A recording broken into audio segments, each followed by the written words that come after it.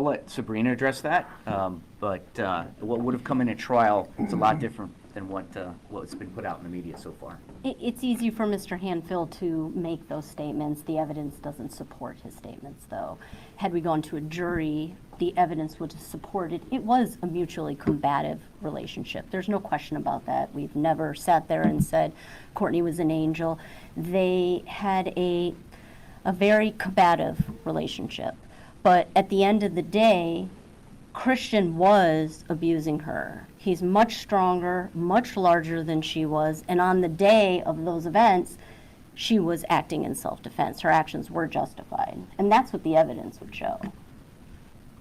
Right, and I would just add, we released this in a motion, but they can talk about Christian being a victim all day, and the man should not be dead. Nobody would wish that upon anybody.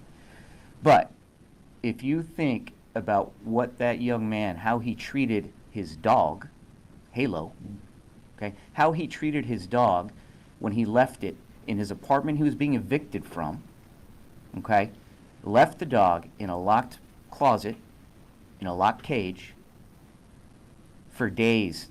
The necropsy revealed the dog was eating his own feces and drinking his own urine to try to survive. What kind of person does that to an animal? Think about what the abuse that Courtney suffered at the hands of somebody who's capable of that.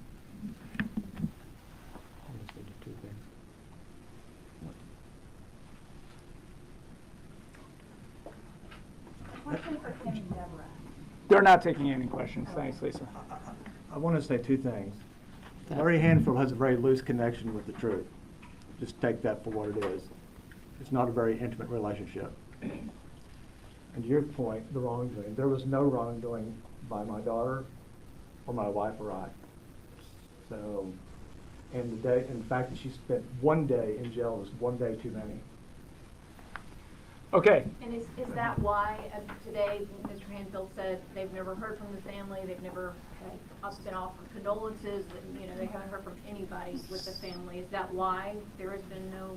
I'll address that. So it would not be proper, and I heard Mr. Hanfield say that, and I know he's doing his job representing the family, but that is not a proper action during a pending criminal case for there to be any communication between this family, Courtney's attorneys, and the next of kin.